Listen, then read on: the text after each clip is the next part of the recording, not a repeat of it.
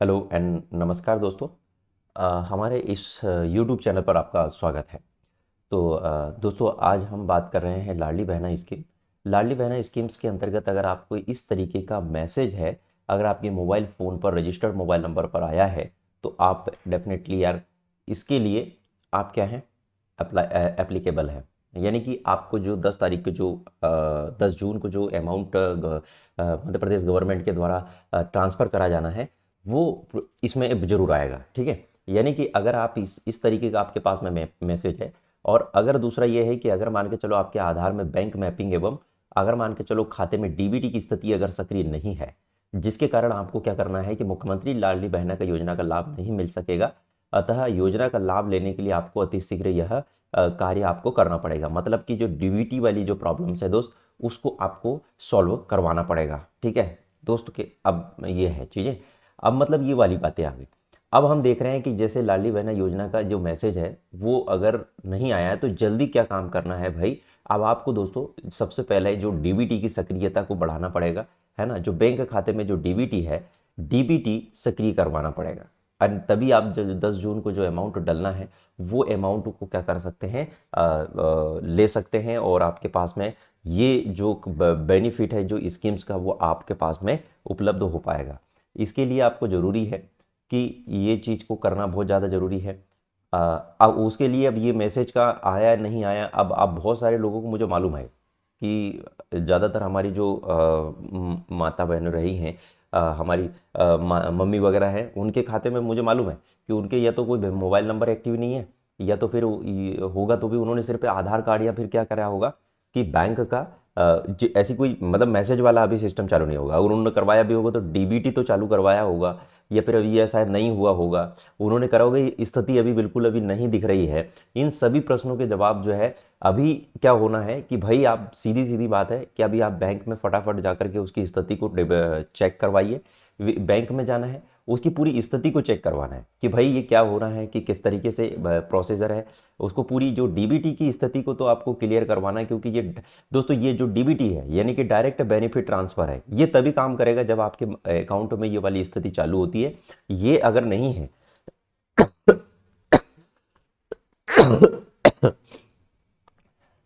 अगर ये नहीं है तो क्या होना है कि ये बेनिफिट चाह करके भी नहीं हो पाएगा।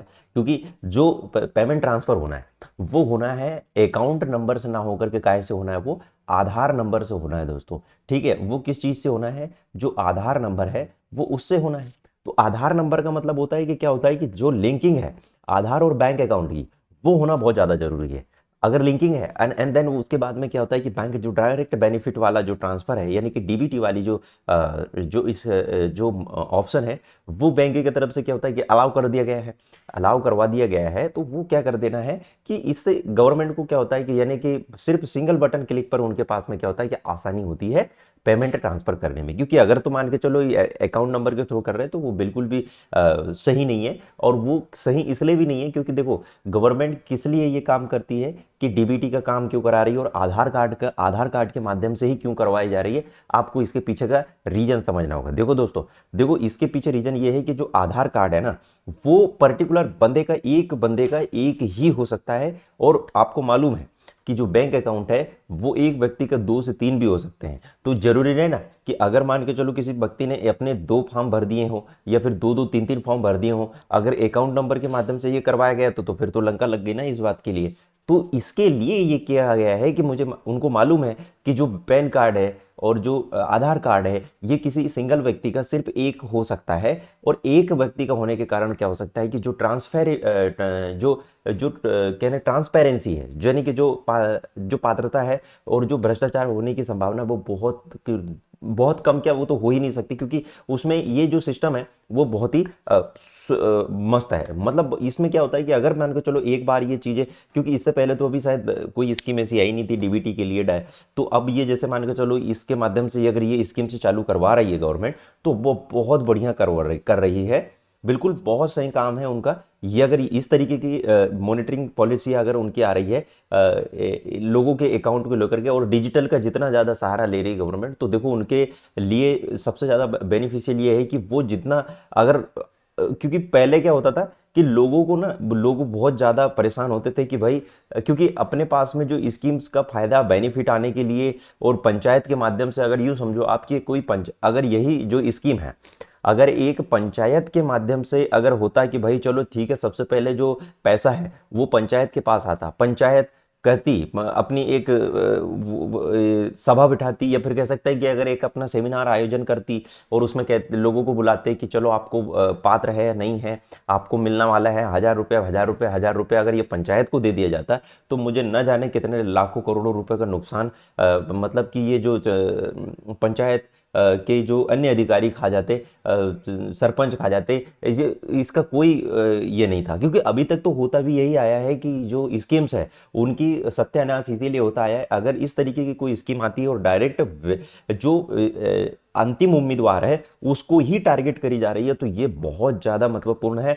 और ये दोस्तों ये तभी इंपॉर्टेंट है और सबसे ज़्यादा बेनिफिशियल इसलिए भी है क्योंकि देखो इसमें ना जो लोग हैं, जो डायरेक्ट जो जो जिनको जरूरत है वो उन्हीं को, उनसे सीधा संपर्क है, जो जो मदद करने वाला और जिससे मदद लेना है, वो दोनों ही आमने सामने हैं। तो फिर इस बीच में जो अड़दलिए हैं इनकी बिल्कुल भी जरूरत नहीं है, जिससे क्या होता है कि यार ये स्कीम्स का ना सबसे ज़्यादा फायदा निकल में आता है। ठीक है, तो आप बिल्कुल ये निश्चिंत रहना है इस चीज़ के लिए। अगर ये चीज़ अगर आपको अभी फिर कुछ चीज़ की परेशानी भी कर रही है तो आपको ना इसके लिए बहुत जल्दी आपको ये चीज़ को बिल्कुल फटाफट फटाफट एक्टिव करवाना है दोस्तों, इसमें आपको पीछे नहीं हटना है। ठीक है, तो देखिए कुछ चीज़ें हैं जैसे यहाँ पर कि आपको एसएमएस योजना का एसएमएस नहीं है वैसे तो ये, अब आप ना एक जो अंतिम सूची है मैं आपको अभी चलो अभी तुरंत करके दिखा देता हूँ कि इसकी अंतिम सूची आप कैसे चेक करेंगे। ठीक है, तो ये ऑफिशियल वेबसाइट है, ये वाली ऑफिशियल वेबसाइट मैं आपको चलो ऑफिशियल वेबसाइट पर लेकर के चलता हूँ। ठीक है, देखिए ये जो गूगल पे आ गए हम, अब यहाँ पर आप लिखिएगा लाडली बहना योजना। ठीक है,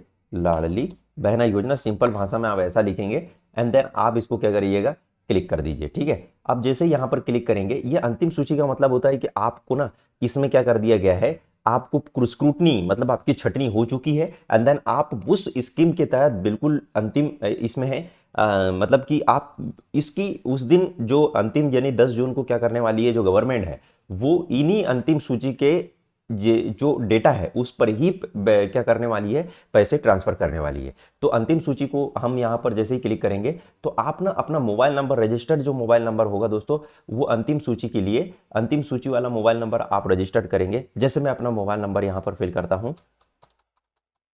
अब देखो दोस्तों यहां पर ये दो सूची आ चुकी है जिसमें आप देख रहे होंगे कि एक अंतिम सूची और यहां पर अंतिम सूची अपात्र, पात्र कौन है और अपात्र कौन है। ठीक है, तो अगर आप यहां पर अंतिम सूची लिस्ट अगर आप देखेंगे तो अंतिम सूची की लिस्ट का पात्र में आप यहां पर सीधे डालेंगे तो चयन करेंगे। जैसे मैं मान लेता हूं कि मेरे यहाँ के कुछ लोग हैं जिसको मैं देखना चाहता हूं कि भाई आप जो जिस जिस जिस जिस भी जिले से हैं तो आप उनको क्या कर दीजिएगा, जैसे मैंने यहाँ जिला ले लिया, फिर उसके बाद में मैंने अगर आपको आप बेनिफिशियल को देखना चाहते हैं तो देखो आप देख सकते हैं कि यहाँ पर वो चयन कर लें जो आप जानते हैं कि आपको लगे कि यार कौन कौन से लोग रिजेक्ट हुए हैं और कौन कौन से लोगों को यहाँ पर रोका गया है। तो आप देख सकते हैं कि कौन कौन है, हम वो चयन कर सकते हैं।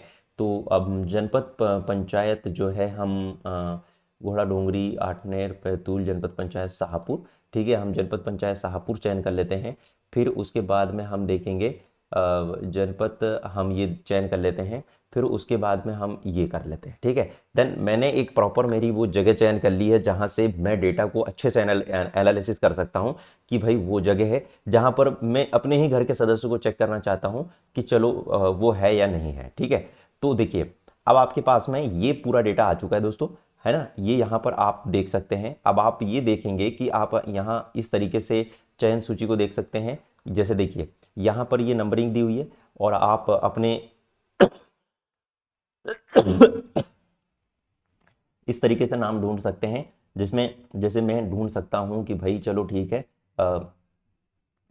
मैं यहाँ पर देखना चाहता हूं।